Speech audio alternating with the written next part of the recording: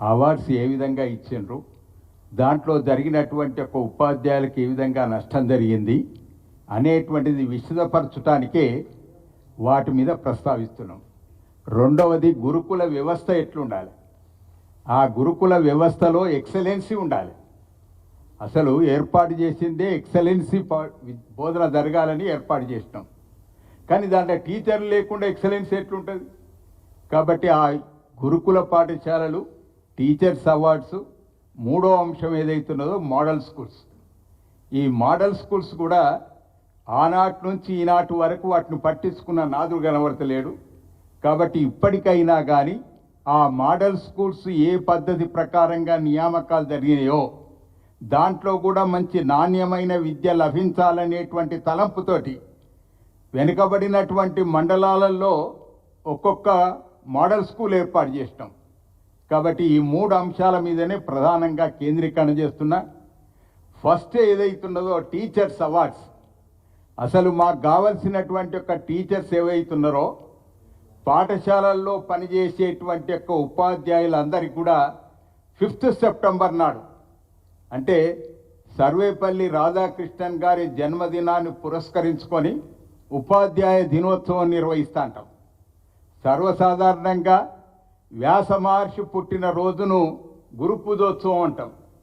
కానీ మా 5th September ఏదైతున్నదో దాన్ని మాత్రం ఉపాధ్యాయ దినోత్సవం అంటాం.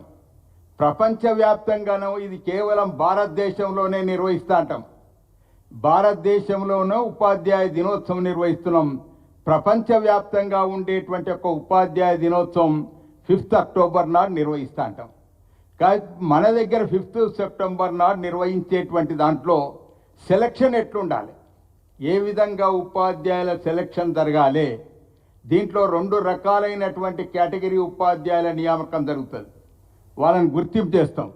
ఒకటేమో ఉపాధ్యాయ సంక్షేమ సంస్థ నుంచి ప్రతి జిల్లాకు 4 చొప్పున, 2 in service teachers, 2 retired teachers, ఈ 4 ప్రతి జిల్లా నుంచి ఎంపిక చేసి వారికి అవార్డు ఇస్తాం. అదేవిధంగా టీచర్స్ అవార్డ్స్ ఏవైతున్నాయో స్టేట్ టీచర్స్ అవార్డ్స్, ఈ స్టేట్ అవార్డ్స్ ఏవైతున్నాయో ఆ అవార్డ్స్ ప్రతి కేటగిరీ వారిగా master, school assistant, second grade teacher, PET, craft, drawing teachers, ఈ విధంగా కేటగిరీ వారిగా ఉత్తమమైనటువంటి ఒక ఉపాధ్యాయులను ఎంపిక చేయడానికి డైరెక్టర్ ఆఫ్ స్కూల్ ఎడ్యుకేషన్ గారు ఒక కమిటీ ఏర్పాటు చేసి దాని ద్వారా ఎంపిక చేస్తారు.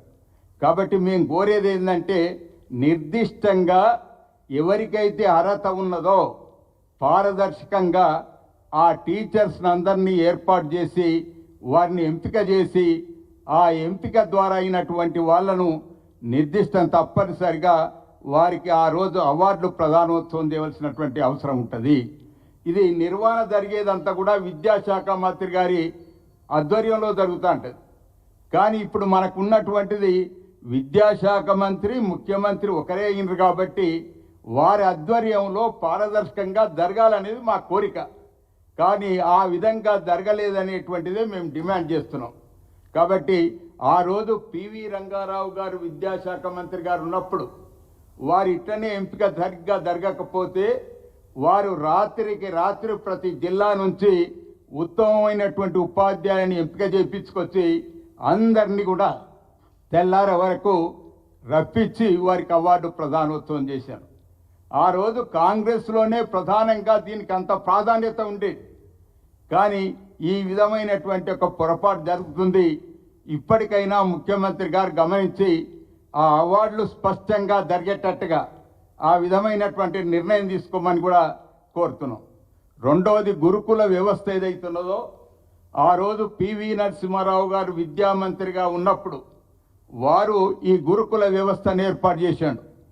గురుకుల వ్యవస్థ ఏర్పాటు చేసినప్పుడు ఎక్సలెన్సీ అంటే బాగా ప్రతిభ కలిగినటువంటి యొక్క విద్యార్థులను గుర్తించి వారి కొరకు రెసిడెన్షియల్ మోడ్లో ఈ గురుకుల వ్యవస్థను ఏర్పాటు చేయడం జరిగింది.